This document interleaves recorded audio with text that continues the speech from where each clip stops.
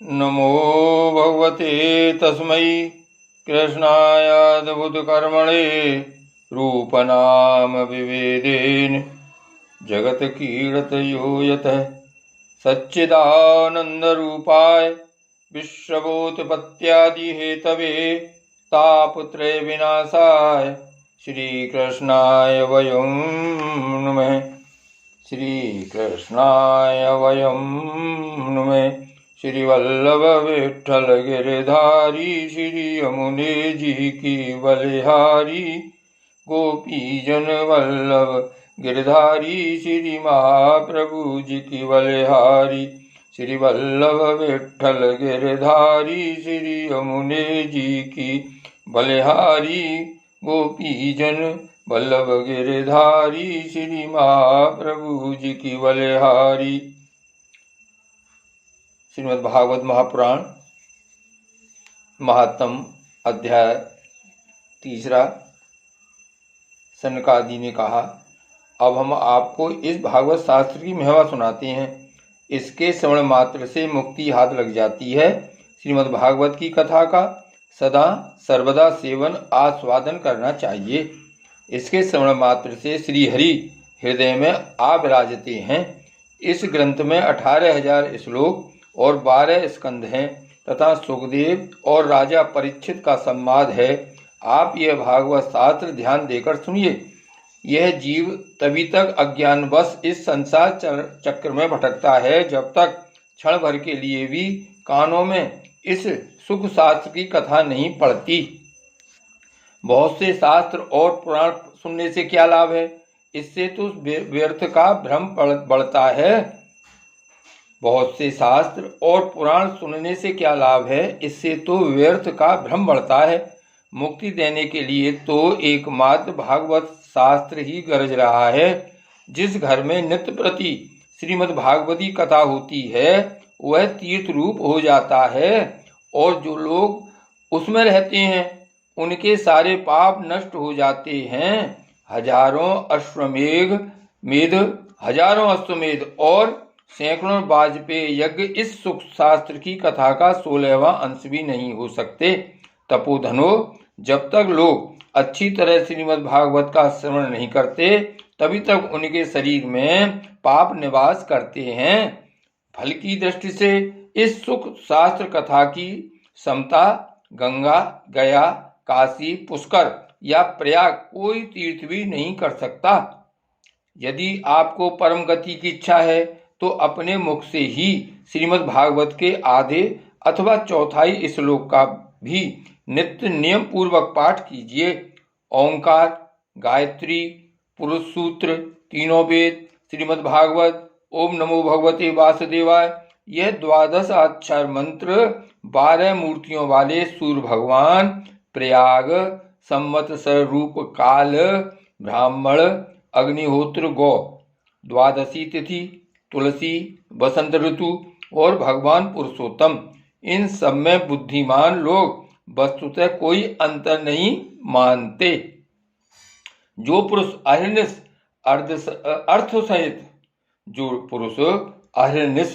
अर्थ सहित श्रीमद् भागवत शास्त्र का पाठ करता है उसके करोड़ों जन्मों का पाप नष्ट हो जाता है। इसमें तनिक भी संदेह नहीं है।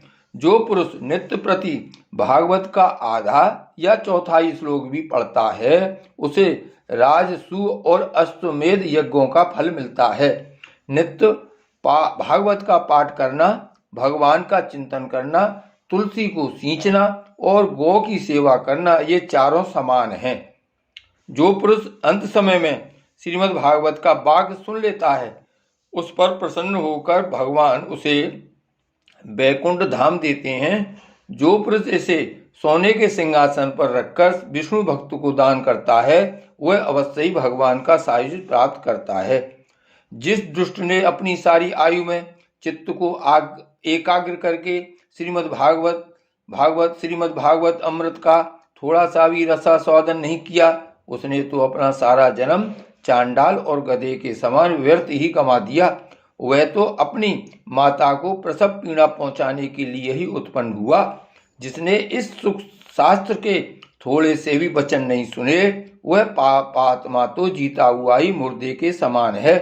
पृथ्वी के भार स्वरूप उस पशु तुल्य मनुष्य को धिक्कार है, जो स्वर्गलोक में देवताओं में प्रधान इंद्रादि कहा करते हैं। संसार में श्रीमद् भागवती कथा का मिलना अवश्य ही कठिन है। जब करोड़ों जन्मों का पूर्ण होता है तभी इसकी प्राप्ति होती है। नारद जी, आप बड़े ही बुद्धिमान और योग निधि हैं। आप प्रयत्न पूर्वक कथा का श्रवण कीजिए। इसे सुनने के लिए दिनों का कोई नियम नहीं है, इसे तो सर्वदा ही सुनना अच्छा है। इसे सत्य भाषण और ब्रह्मचर्य पालन पूर्वक सदा सर्वदा ही सुनना श्रेष्ठ माना गया है, किंतु कलयुग में ऐसा होना कठिन है। इसलिए इसकी सुखदेव जी ने जो विशेष विधि बताई है वह जान लेनी चाहिए। कलयुग में बहुत दिनों तक चित्त की वृत्तियों को बस में रखना, नियमों में बंधे रहना और किसी पूर्ण कार्य के लिए दीक्षित रहना कठिन है। इसलिए सप्ताह श्रवण की विधि है।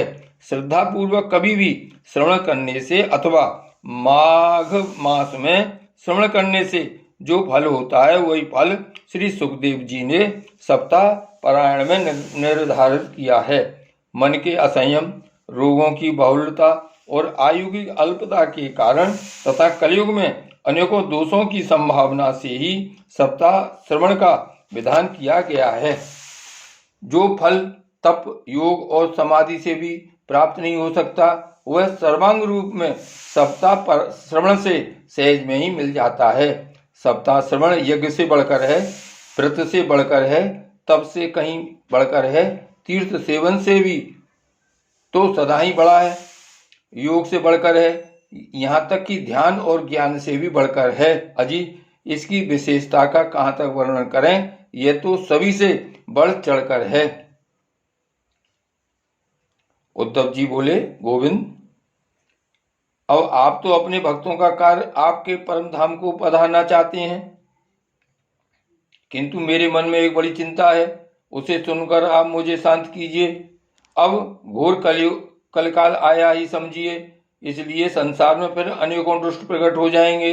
उनके संसर्ग से जब अनेकों सत्पुरुष भी उग्र प्रकृति के हो जाएंगे, तब उनके भार से दबकर यह गौ रूपणी पृथ्वी किसकी शरण में जाएगी। कमल नयन, मुझे तो आपको छोड़कर इसकी रक्षा करने वाला कोई दूसरा नहीं दिखाई देता, इसलिए भक्त वत्सल, आप साधुओं पर कृपा करके यहाँ से मत जाइए। भगवान,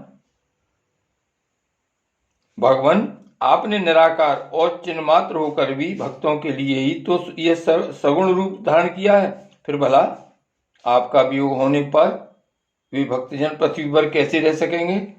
निर्गुण उपासना में तो बड़ा कष्ट है, इसलिए कुछ और विचार कीजिए। प्रवास क्षेत्र में उद्धव जी के ये वचन सुनकर भगवान सोचने लगे कि भक्तों के अवलंब के लिए मुझे क्या व्यवस्था करनी चाहिए। सौनक जी, तब भगवान ने अपनी सारी शक्ति भागवत में रख दी। वे अंतर्ध्यान होकर इस भागवत समुद्र में प्रवेश कर गए। इसलिए यह भगवान की साक्षात शब्दमयी मूर्ति है। इसके सेवन, श्रवण, पाठ अथवा दर्शन से ही मनुष्य के सारे पाप नष्ट हो जाते हैं।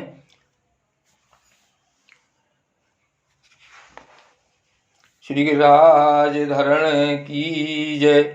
श्री वल्लभ विठ्ठल गिरधारी, श्री यमुने जी की बलिहारी, गोपी जन वल्लभ गिरधारी, श्री महाप्रभु जी की बलिहारी। श्री वल्लभ विठ्ठल गिरधारी, श्री यमुने जी की बलिहारी, गोपी जन वल्लभ गिरधारी, श्री महाप्रभु जी की बलिहारी।